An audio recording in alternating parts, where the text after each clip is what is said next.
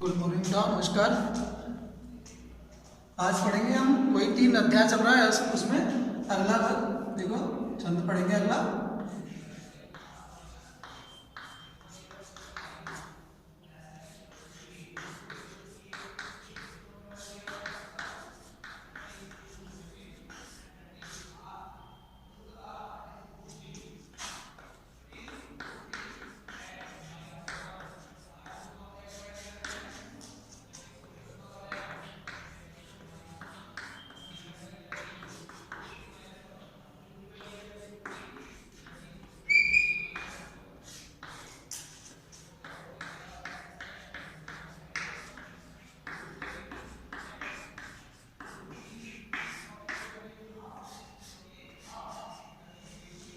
देखो कल यहाँ तक पढ़ लिया था हमने शायद। निकल रहा है जगने तल पर दिनकर बिंब अधूरा, कमला के कंचन मंदिर का मानो कांत कंगूरा, लाने को निज पुण्य भूमि पर लक्ष्मी की असवारी, रत्ना करने निर्मित कर दी स्वर्ण सड़क अति प्यारी। कवि यहाँ पे कहना चाह रहा है कि जो पथिक है वह पथिक सागर के किनारे पर खड़ा हुआ है और प्रातः काल जब सूर्य निकल रहा है तो उस सूर्य जल निधि तल पर, जल निधि माने सागर, उस सागर के उस तल से दिनकर बिंब अधूरा, जो सूर्य निकल रहा है उसका प्रतिबिंब, उसका परछाई, उसकी परछाई आधी अधूरी निकल रही है। अर्थात जो सूर्य है वह सूर्य है उस सागर से थोड़ा दूर जो निकल रहा है वो ऐसा लग रहा है जैसे उस सागर में से उसकी आधी परछाई पड़ रही हो। कमला के कंचन का मानो कांत कंगूरा, उस समय वह दृश्य ऐसा प्रतीत हो रहा है मानो, कमला माने लक्ष्मी के, कंचन मंदिर माने सोने के महल का, कांत कंगूरा एक सुंदर गुंबद हो। कंगूरा करते गुंबद, वो ऐसा लगता है दृश्य मानो लक्ष्मी के सोने के महल का एक सुंदर गुंबद हो।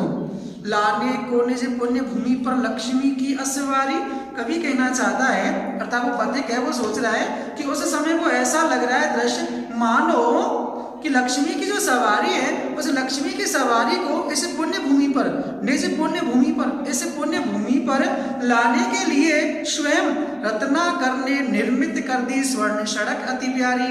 ऐसा लगता है जैसे सागर ने, स्वयं ही सागर ने और किसकी, एक सोने की सड़क का निर्माण कर दिया हो, सोने के मार्ग का निर्माण कर दिया हो, ऐसा वो दृश्य प्रतीत हो रहा है। अगला देखें, निर्भय दृढ़ गंभीर भाव से, निर्भय दृढ़ गंभीर भाव से गरज रहा सागर है, लहरों पर लहरों का आना सुंदर अति सुंदर है, कहो यहाँ से बढ़कर सुख क्या पा सकता है प्राणी, अनुभव करो हृदय से हे अनुराग भरी कल्याणी।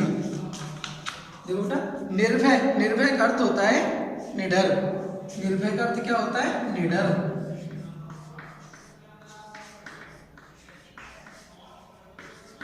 निर्भय का अर्थ क्या होगा, निडर। निर्भय दृढ़ गंभीर, गंभीर माने गहन, गहन या गहरा, गहन कह लो, गहन।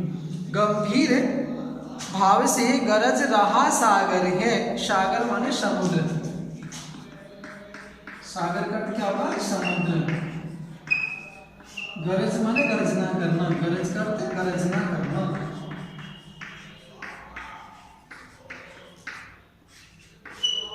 गर्जना करना। लहरों पर लहरों का आना सुंदर अति सुंदर है, कहो यहाँ से बढ़कर सुख क्या पा सकता है प्राणी। कभी बताना चाह रहा है अनुभव करो हृदय से हे अनुराग भरी कल्याणी। अनुराग मान होता है प्रेम, अनुराग का अर्थ क्या होगा, प्रेम। कल्याणी का अर्थ कल्याण करने वाली, कल्याणी का अर्थ क्या होगा, कल्याण करने वाली।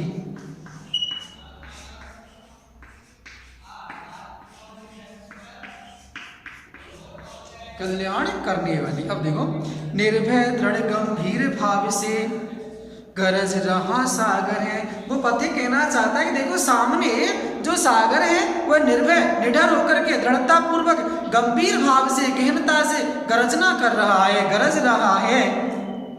लहरों पर लहरों का आना सुंदर अति सुंदर है, कवि कहना वो पद्य कह रहा है कि जो वायु हवा जो चल रही है उस हवा के जो वेग से लहर जो है वो एक के पीछे एक लहर के पीछे एक लहर आती जा रही है, जो दृश्य अत्यंत ही सुंदर लग रहा है। वो पद्य कहना चाहता है कि हे प्रिय, जो लहरें हैं वो लहरें आपस में एक दूसरे के ऊपर जैसे चढ़ती सी नजर आ रही है, तो वो दृश्य अत्यंत ही सुंदर लग रहा है। कहो यहाँ से बढ़कर सुख क्या पा सकता है प्राणी। पथिक जो है वो अपनी प्रिया को संबोधित करते हुए कहता है, पथिक अपनी प्रिया को संबोधित करते हुए कहता है कि हे प्रेममयी कल्याणी, अब तुम संसार के इस सौंदर्य को देखिए, इसका अनुभव कीजिए। इससे अधिक सुख और मनुष्य कहाँ पा सकता है। इससे अर्थात प्रकृति के इस सौंदर्य से अधिक सुख कहीं भी नहीं पा सकता है। अनुभव करो हृदय से हे अनुराग भरी कल्याणी, अर्थात हे प्रिय, हे कल्याणमयी, हे कल्याणकारी, हे प्रिय, तुम इस दृश्य का अनुभव करो, अर्थात इससे बढ़कर सुख प्राणी कहीं नहीं पा सकता है। यह जो संसार में जो प्राकृतिक सौंदर्य है, ये इससे बड़ा और कोई दूसरा बढ़कर संसार में नहीं हो सकता है।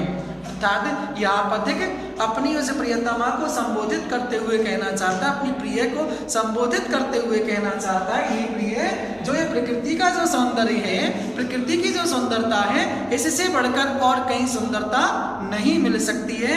आप इसे अपने हृदय से अनुभव करो। जब गंभीरतम अर्ध निशा में जग को ढक लेता है, अंतरिक्ष की छत पर तारों को छिटका देता है, सस्मित बदन जगत का स्वामी मृदु गति से आता है, तट पर खड़ा गगन गंगा के मधुर गीत गाता है। जब गंभीरतम अर्ध निशा में, तम मान होता है अंधेरा,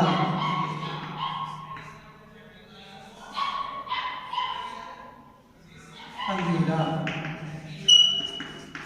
अर्ध निशा माने अर्ध रात्रि, अर्ध निशा, अर्ध निशा का मतलब आधी रात कह दो, अर्ध रात्रि कह दो, अर्ध रात्रि,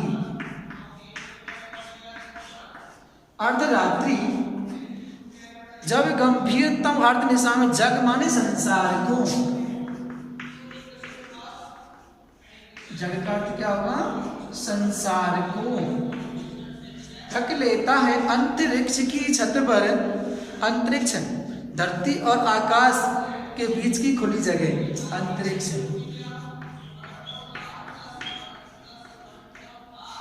धरती और आकाश के बीच की खुली जगह, उसको कहते हैं अंतरिक्ष। अंतरिक्ष, अंतरिक्ष की छत पर तारों को छिटका देता है, सस्मित बदन जगत का स्वामी। सस्मित मन होता है मुस्कुराता हुआ, सस्मित का अर्थ क्या होगा, मुस्कुराता हुआ, मुस्कुराता हुआ।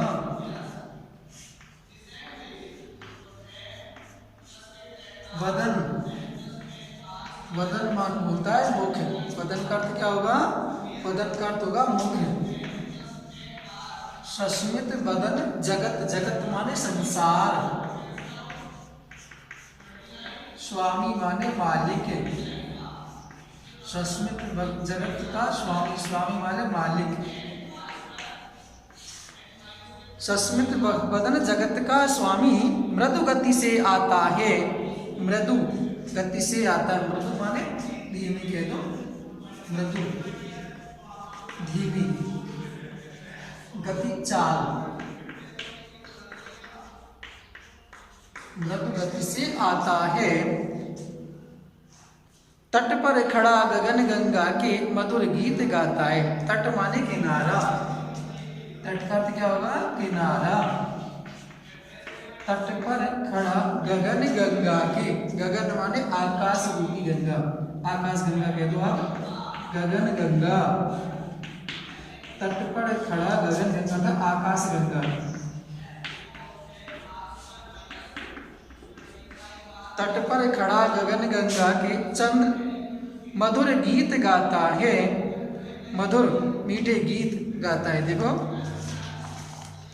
जब गंभीरतम अर्ध निशा में जग को ढक लेता है, अंतरिक्ष की छत पर तारों को छिटका देता है, सस्मित वदन जगत का स्वामी मृदु गति से आता है, तट पर खड़ा गगन गंगा के मधुर गीत गाता है। अब यहाँ पे जो पथिक है वो पथिक कहना चाह रहा है, जो पथिक है वो पथिक उस सागर के दृश्य को देख करके कहना चाहता है, उसका वर्णन करते हुए कहता है कि जब अर्धरात्रि में, पथिक कहना चाहता है जब आधी रात हो जाती है तो आधी रात में चारों तरफ जो घनघोर अंधेरा छा जाता है, जब गंभीरतम अर्ध निशा में जग को ढक लेता है, अर्थात जो अंधेरा है वो चारों तरफ से इस संसार को जब ढक लेता है, तब अंतरिक्ष की छत पर तारों को छिटका देता है। ऐसी स्थिति में जो अंधेरा आकाश की छत पर जो तारे हैं उनको जगमगा देता है, अर्थात उस पर तारे जगमगाने प्रारंभ हो जाते हैं। सस्मित वदन जगत का स्वामी मृदु गति से आता है, तब इस संसार का जो स्वामी है, इस संसार का जो स्वामी है चंद्रमा, वह मुस्कुराते हुए मुख से धीरे धीरे आता है। सस्मित वदन जगत का स्वामी मृदु गति से आता है, अर्थात वह जो चंद्रमा है वह, देखो यहाँ सूर्य भी शब्द संबोधित किया गया है कि जो संसार का जो स्वामी है वो सूर्य को भी कहा गया है। ठीक है, तो सस्मित वदन जगत का स्वामी मृदु गति से आता है, कवि कहना चाहता है, अर्थात वो पथिक बता रहा है कि इस संसार का जो स्वामी सूर्य वो मुस्कुरा तो धीरे धीरे आता है और तट पर खड़ा गगन गंगा के मधुर गीत गाता है, और वह तट पर खड़ा गगन गंगा के, अर्थात वह जो सूरज है वो उस आकाश गंगा के किनारे पर, इस पर आकाश गंगा के किनारे पर समाप्ति पर छिप छिप कर आकाश गंगा के सौंदर्य का पान करता है, अर्थात उस समय ऐसा लगता है जैसे जो आकाश गंगा है उस आकाश गंगा के किनारे पर सूर्य छिप छिप करके जैसे अपनी रोशनी बिखेरा, अर्थात कहने का मतलब है कि जो आकाश गंगा है वो सूर्य के ही प्रकाश से चमकती है। इसलिए कवि बताना चाहता है कि उस समय ऐसा लगता है रात्रि की जब समाप्ति हो जाती है तो जो सूर्य है वो छिप छिप कर आकाश गंगा के सौंदर्य का पान करता रहता है। देखो अगला देखें भैया, उससे ही विमुग्ध हो नभ में चंद्र भी हंस देता है, वृक्ष विविध पत्तों पुष्पों से तन को सज लेता है, पक्षी हर्ष संभाल न सकते मुग्ध चहक उठते हैं, फूल सांस लेकर सुख की सा आनंद महक उठते हैं।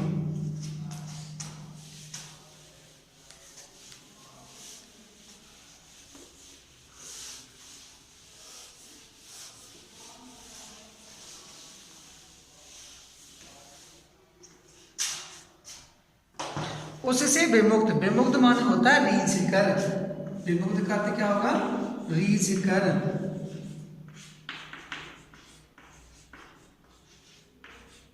प्रसन्न होकर के तो आप रीझ कर। नभ, नभ माने आकाश, नभ माने आकाश, चंद्र माने चंद्रमा, चंद्र भी हंस देता है, वृक्ष विविध पत्तों पुष्पों से तन को सज लेता है, तन माने शरीर, तन का क्या होगा, शरीर, शरीर तन को सज लेता है, पक्षी हर से संभाल न सकते मुग्ध चहक, मुग्ध माने प्रसन्न होकर के, मुग्ध माने प्रसन्न होकर,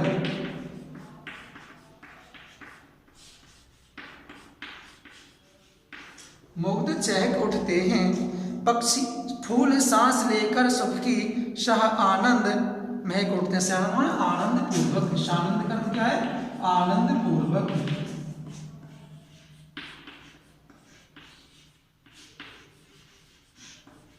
आनंद पूर्वक। अब देखो भैया, उससे ही विमुक्त नभ में चंद्र भी हंस देता है, कवि कहना चाहता है कि उसके बाद में इसी सूर्य के आगमन से आकाश में फिर क्या है, चंद्रमा भी विमुग्ध होकर हंसने लगता है। उससे किससे? सूर्य से विमुग्ध हो नभ में चंद्र भी हंस देता है, चंद्रमा भी मुस्कुराने लग जाता है, चंद्रमा भी हंसने लग जाता है। वृक्ष विविध पत्तों पुष्पों से तन को सज लेता है, और जो वृक्ष है वह वृक्ष भिन्न भिन्न प्रकार के पत्तों और पुष्पों से अपने शरीर को सजा लेते हैं। पक्षी हर्ष संभाल न सकते मुग्ध चहक उठते हैं। और सूर्योदय होता है तो उस समय जो पक्षी हैं वो भी अपनी खुशी को नहीं संभाल पाते हैं और प्रसन्न होकर के चहकना प्रारंभ कर देते हैं, अर्थात वो चहचहाने लग जाते हैं। जैसे ही प्रातः होती है, सूर्य निकलता है, पक्षी जो वृक्ष हैं वो पुष्पों पत्तों से लद जाते हैं, और जो पक्षी हैं वो भी चहचहाने लग जाते हैं। फूल सांस लेकर सुख की सा आनंद में उठते हैं, और जो फूल हैं वो फूल भी सांस का अनुभव करके, कैसी? सुख की सांस का अनुभव करके आनंदित होकर महकने लगते हैं।